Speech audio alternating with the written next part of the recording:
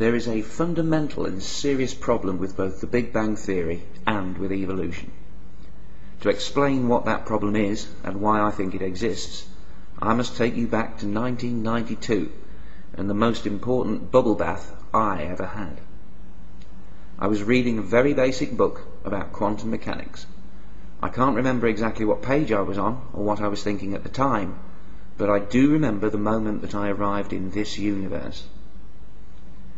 You see, before that bath, I was living in a very different place, where surprisingly little made sense, a place where nobody really knew anything, and a place where no truth at all could ever be found.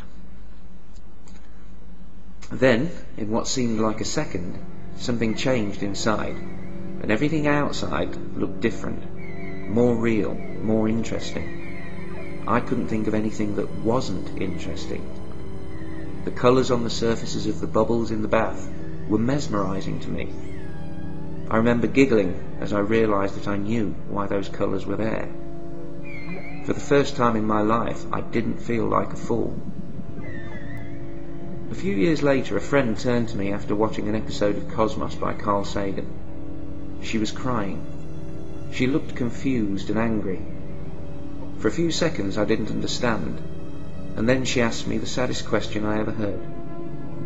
But it was a question I instantly remembered asking myself over and over back in that bubble bath. And a few years after this, and I'm on the phone to my girlfriend and we're talking about special relativity. That's right, I know what the lady's like. When there's this sudden and prolonged silence on the other end of the line. And the next thing I hear is that same question again. I can't tell if she's laughing or crying. It sounds like both.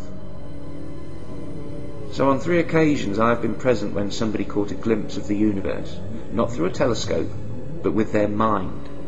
Photos are beautiful and revealing, but the nature and scale of the cosmos are not things you can see with your eyes. They can only be seen, and even then, only partially and fleetingly, in your mind, and only then after you've learned enough.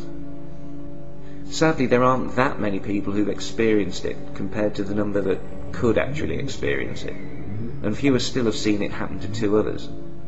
It doesn't make me an expert, but I think it's at least interesting that all 3 experiences had marked similarities. It can only be called a revelation. It happens suddenly, without any warning, and it doesn't last long. Maybe you'll just be daydreaming, when out of nowhere a new realization comes to you that explains something you never understood before, that in turn explains something else, that explains something else, that explains something else, that explains something else. An understanding simply comes into view. The sun will never be just the sun again, and you'll understand why people say that minds can expand. It's the only word for it. You won't really know why you're laughing, and that too will be funny. It's like you know a big secret, and it was all just too easy and too obvious in the end. Everything fits. Everything makes crystal clear sense. Everything flows into everything else. And the gaps that a supernatural God used to occupy, with plenty of room to spare, will evaporate. Any shred of religiously instilled fear, guilt or shame will vanish utterly in that second. You never imagined it was possible. Only now do you know that it is, just as you know you will never believe a holy book ever again. You'll understand that science will never be complete, but that'll be okay. What else would tomorrow be for? But then comes a kind of anger, in the form of that question. Why didn't anybody tell me? How could it be that the answers were there all along, just a few books away, and I didn't know? Why did I have to waste all those years thinking it was all a mystery? How could I get out of school and not know that the Big Bang almost certainly happened? Why couldn't I live in that universe all along? What else is school for if not to teach kids what we know about how things are? Why weren't people yelling at me, screaming at my stupidity and ignorance? So much is known, and I didn't know. Why didn't anybody tell me? 3 times I was there, and 3 times that was the first question asked afterwards. At the time I thought the answer was simple: bad schools, bad teachers. But now I think I know better. It's just not true that nobody told us. The people that knew were telling us all along. The question is not why didn't anyone tell us, but rather why couldn't we hear?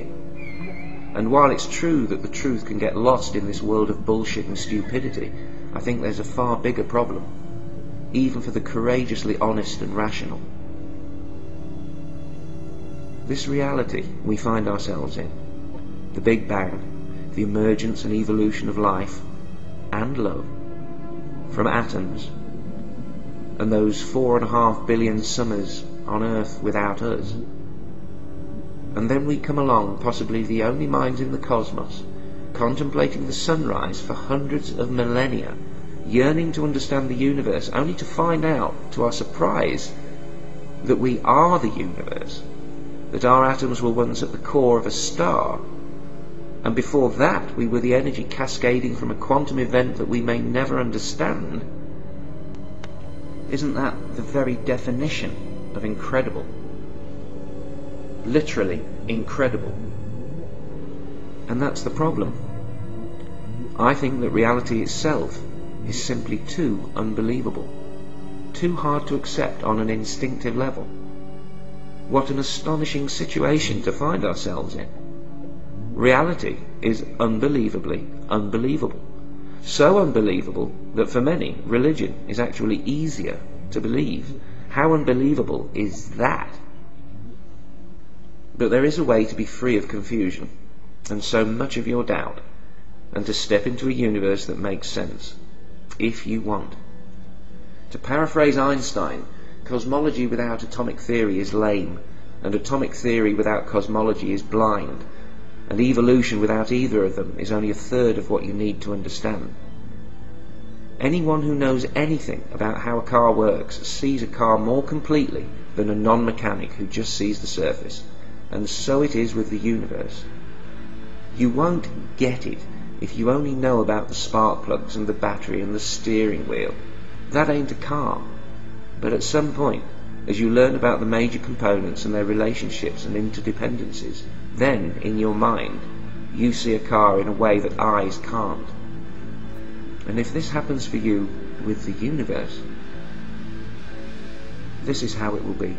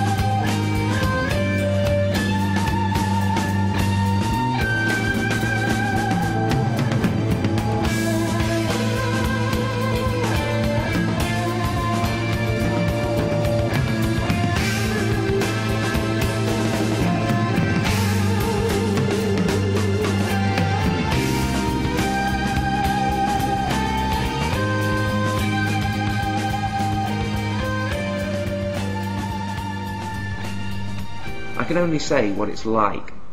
It's like you've only ever eaten okay but dry donuts. You know when you encounter a good one. If you are to take one thought away from this video, let it be this: there is an awful lot of jam in the donut of truth. It's like knowing, or rather like knowing that you probably know.